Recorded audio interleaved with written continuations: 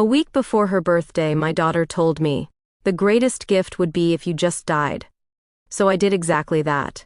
After canceling the house financing and withdrawing everything, I went to Switzerland, and what I left on her table truly destroyed her.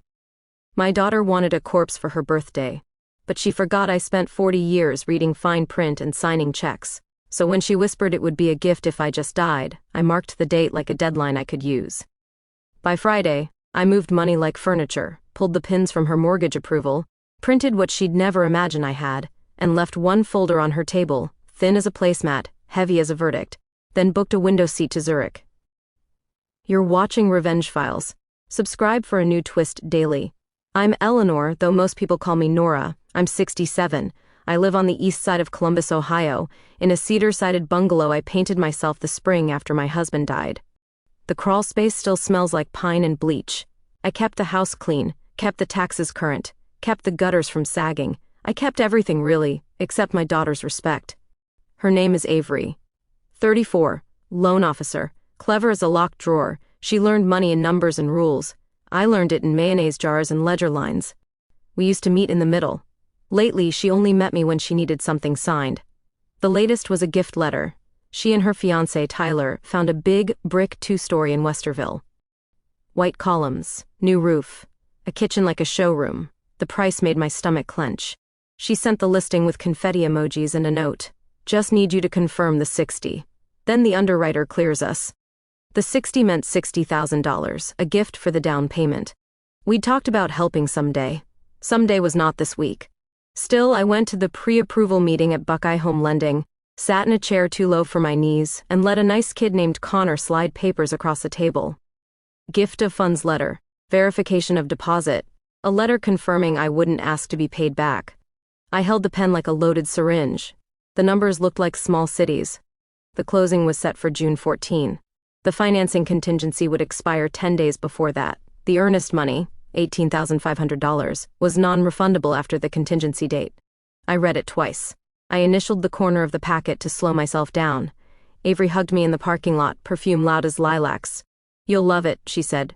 "Real stairs. Not those steep death ladders in your house." She laughed like it was nothing. Except that night, while I was peeling a grapefruit, she came by without knocking. She put her purse on the counter like it owned the room. "Also," she said, fishing out a set of papers, "we're doing a quick refinance on your place after my birthday. It'll lower your payment. Tyler can run the contractor to bring you up to code." "Up to code for who?" I asked. "For not dying on your porch," she said. "Don't worry, I'll handle it." There it was. A plan I hadn't agreed to, wrapped in care. I wouldn't have guessed the worst part was still ahead. It came a week before her birthday, on a Wednesday that smelled like rain and hot dust. She was stressed. Tyler's truck needed brakes. The builder wanted the HOA letter earlier. The appraiser was late. She opened the fridge and shut it like a slap. "You know," she said, looking me dead in the face, "the greatest gift would be if you just died." The spoon fell out of my hand and rang on the tile. Time split cleanly in two. I said nothing. I put the spoon in the sink. She saw the line she'd crossed and tried to smear it with a laugh. I mean, you're so dramatic." She hugged air and backed toward the door. "I'll text you." She did not. I sat in the living room and listened to the battery in the smoke detector chirp every 45 seconds. I could smell the old pine of the crawl space. I could also smell the papers I'd signed, the promises I'd made, and how quickly promises start to rot when they're left in damp hands. By morning, I had a plan that felt like opening a window. It wasn't elegant. It was precise. First, I called Connor. I told him I needed to revoke the gift of funds letter. He sounded young again. "We can revisit, ma'am," he said, "but underwriting will need updated assets. It may suspend the file." "Do that," I said. "Suspend it." Then I went to my bank, Huntington on Main. I closed the joint convenience account Avery had opened just for tracking gift funds. I moved the $60,000 back to my personal money market. I asked the teller for 2 cashier's checks, one for $8,200, retainer for an estate attorney, and one for $2,400 to pay the taxes early. The teller peered at me over the counter. "Big day?" "Housekeeping," I said. Back home, I took the battered folder from the hall closet. The one with birth certificates, marriage license, the last mortgage payoff, the tiny packet of hair from my daughter's first haircut wrapped in wax paper. I set it beside a new folder I bought at Staples, red, with a tight elastic band. It would sit on her table later like a place setting for a guest who never comes. But first I had to gather what would go in it. The gift letter revocation, a printout of the lender's email confirming the loan suspension pending assets, a notarized revocation of the durable power of attorney she'd convinced me to sign last winter in case of emergency. That one took me to a UPS store where a kind woman checked my ID twice and inked a stamp that felt like a door clicking shut. Except revoking documents wouldn't be enough. People like Avery don't respect absence, they respect pressure. So I called a lawyer whose name I found with the steadiness of a metronome. Carla Mendez, Elder Law and Trusts, 10 minutes from my house. I expected a phone tree. Instead, a human answered. She listened without interrupting. "Bring your papers," she said. "We'll build a fence, and we'll put some thorns on it." Her office smelled like lemon oil and toner. We made a list. Move the house to a revocable trust with me as trustee. Record a transfer on death designation to 2 charities and my sister, not to Avery. Update beneficiary forms on my IRA. New healthcare proxy. New will. Carla moved like a nurse with a tight schedule. "It will cost money," she said. "I brought it," I said, and slid the $8,200 check across. The weight of it was mostly air and intention. One problem, the timing. The builder's contract said the financing contingency expired June 4th. It was May 26. If I pulled the support now, Avery had 10 days to fix it or lose the $18,500 earnest money. I could almost hear her calling me cruel. But she had already told me what she wanted, my death. I decided to oblige, just not the way she meant. I didn't stage a funeral, I didn't fake an obituary, I did something scarier for a certain kind of daughter. I removed her access. I went quiet. I let the clock speak for me. The folder needed teeth. I printed a timeline of everything since March, the texts where she called my house a hazard, the voice memo she didn't know I'd recorded when she said I was squatting on equity, the email where she nudged Connor to push through the verification of deposit ahead of wires. I highlighted nothing. I trust readers. I added a list of names and addresses, her branch manager, the company's compliance officer, the state division that licenses mortgage originators. On a final page, I printed a QR code linked to a cloud drive with audio files. I titled the folder 72-hour notice. Until then, I'd never left anything on my daughter's table she didn't want. No notes, no guilt, no casseroles. That night I drove to her townhouse, Westerville again because Avery likes the illusion of short commutes and new sidewalks. I had a key. She gave it to me the day she wanted the gift letter. I let myself in. The place smelled like lemon cleaner and a candle named after a beach. On the dining table sat a runner the color of champagne. I centered the red folder on it. Beside it I placed a small white box. Inside was the smoke detector battery that had chirped all night. On top of the box I wrote 2 words, "Replace me." I know, petty. But revenge lives in symbols, and mine needed to hum while she read. At dawn I called John Glenn Columbus International and booked the cheapest seat to Zurich leaving that evening. Why Switzerland? Because it felt like the opposite. Clean, efficient, unflustered. Also because Avery once said, on a tour brochure we never took, that Zurich looked like a screensaver for rich widows. Let it be a screensaver then. Let it be my blankness while the folder did the talking. I left my phone on. I wasn't hiding. I just stopped answering numbers I knew would be hers. I watched Ohio turn into clouds, clouds turn to ocean, ocean to tin roofs, and then mountains like folded napkins. The flight attendants rolled carts. I drank water and made lists in my head. Carla would record the trust deed by Friday. The IRA beneficiaries would update once I logged in from the hotel. The healthcare proxy would require my sister's signature in person. I texted my sister from the plane, "Need you as proxy." "Details to come," she replied with a heart. But then the folder started working. At 9:12 a.m. Ohio time, my email pinged with a subject line from Buckeye Home Lending, "Urgent, gift funds revoked, action required." The body said underwriting, "Suspended the file pending seasoned assets." At 10:03, a text from Tyler, "What did you do?" At 10:17, Avery's first message, "Call me now." At 10:45, another, "Mom, this is actually illegal. Undo it." She liked the word illegal. It made her feel bigger than both of us. I closed my eyes and thought of the battery on her table, the small weight of it, the way a chirp forces you to act. The folder chirped louder. By noon, I watched an automatic copy of my QR-linked drive begin to register views. Someone opened the voice memo file where Avery had said, very calmly, "You're an asset sitting on the wrong balance sheet." Someone clicked the email, where she asked Connor to push through before funds cleared. My lawyer had me BCC'd on a letter to the builder's escrow and to Avery's agent explaining that the gift funds were withdrawn and that any documents stating otherwise were not authorized. I imagined Avery reading "not authorized" and choking on it like a dry pill. The airline served something they called lunch. I didn't eat. I rehearsed what would happen next. She would drive to my house. She would try the door. She would realize I had changed the locks on the back porch, the only lock she knew the weak spot of. She would find the new alarm sign staked by the hydrangeas.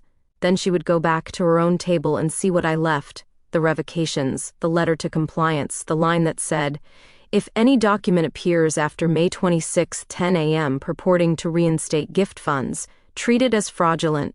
There are sentences you can't misunderstand.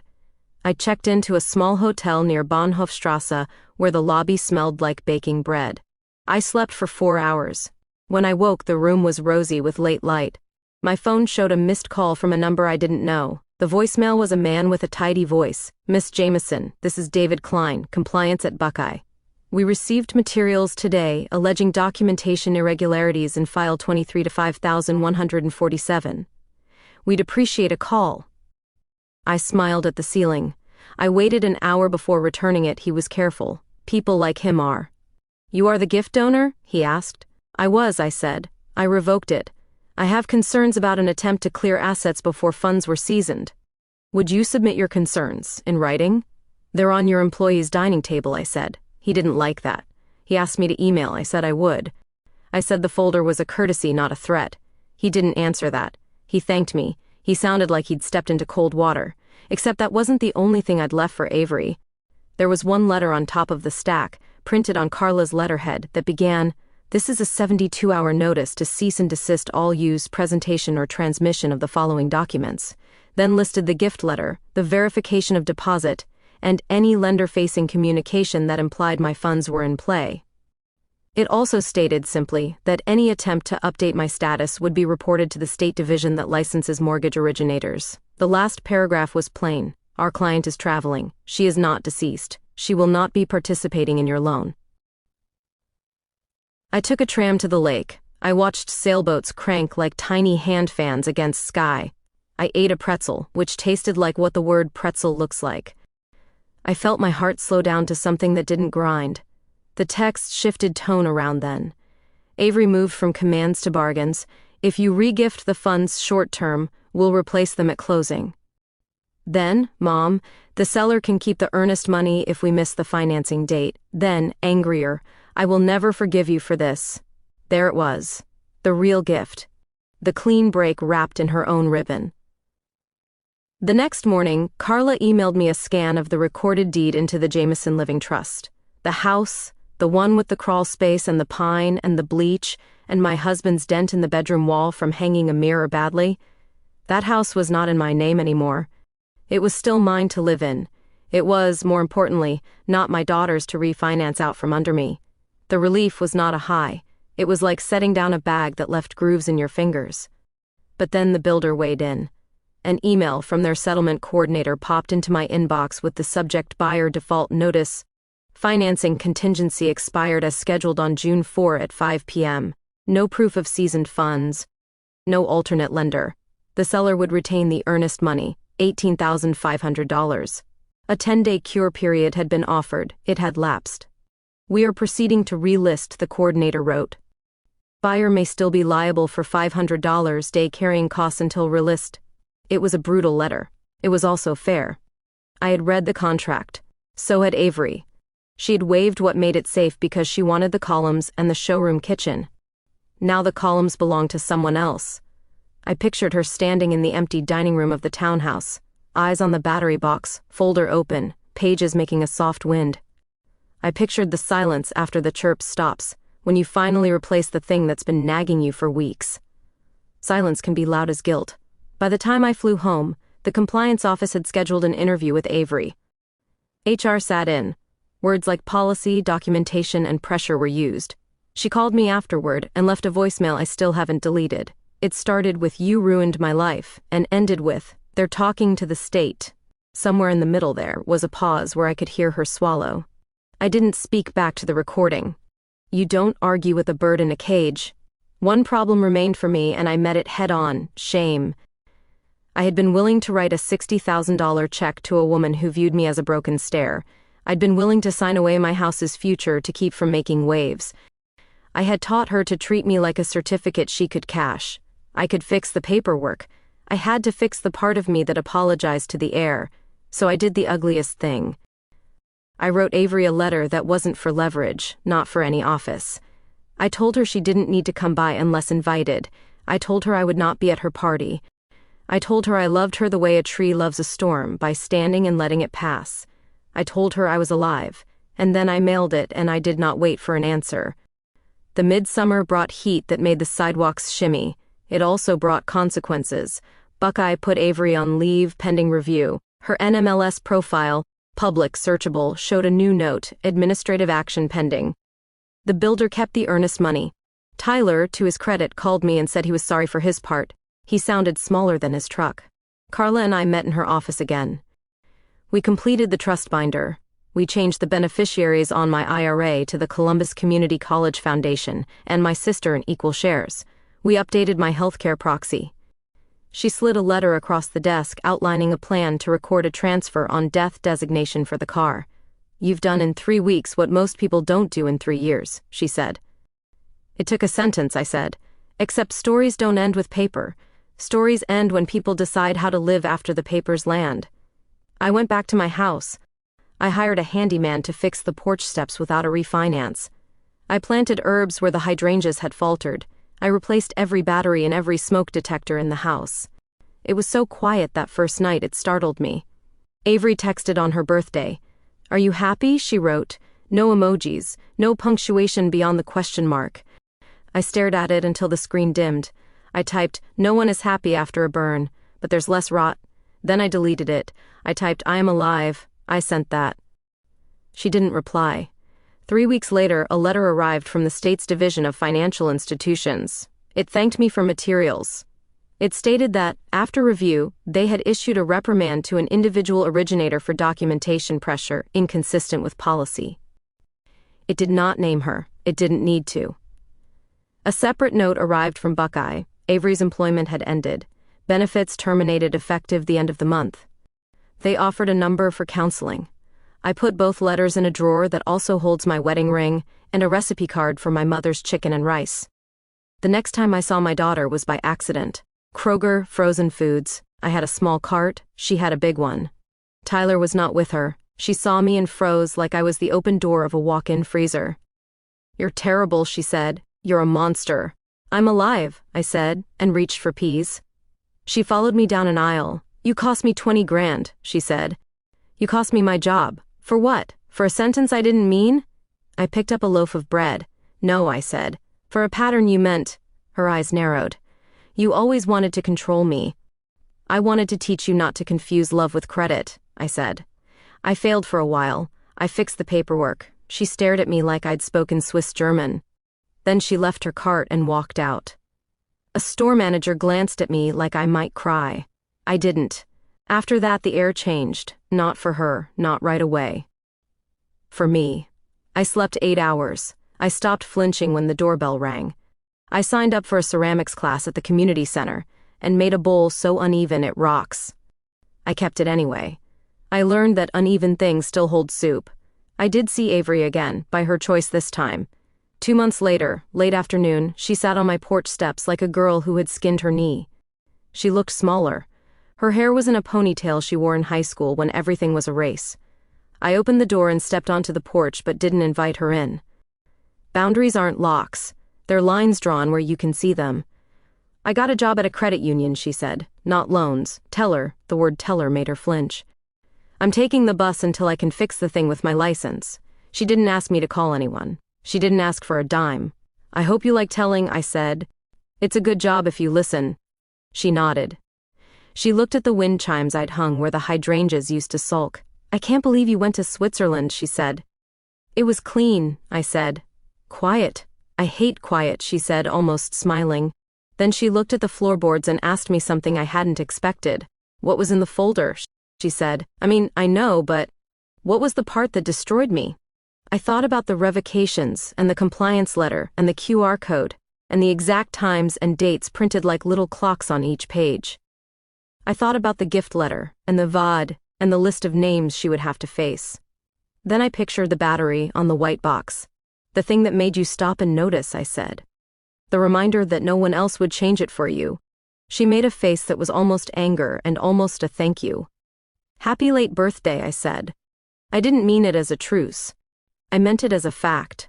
She stood. She didn't ask to come in. She didn't ask for a hug. She said, I won't talk to you like that again. I believed her the way you believe a bad forecast has finally passed when you see blue sky. Not with certainty, with relief. Some nights I still hear the phantom chirp of that dead battery. It's muscle memory, the way you brace when someone you love reaches for your wallet instead of your hand. I get up anyway. I check the detectors. I run my fingers over the trust binder on the shelf. I make tea. I sit on the porch and watch the neighbor's cat arch its back at nothing. People think revenge is fire. For me, it was paperwork, patience, and a plane ticket. It was a red folder on a champagne runner. It was moving money like furniture, then sitting very still while the clock worked. It was not my death. It was my refusal to live like I was already gone. And here's the part I keep for myself, the small quiet ribbon at the end. When the wind lifts the chimes just right, they sound like a smoke detector that's finally been satisfied. One bright, quick confirmation that something necessary is no longer failing. I replace the batteries on schedule now. I replace the stories that made me smaller too. I am not the gift my daughter wanted. I am the living woman who chose not to be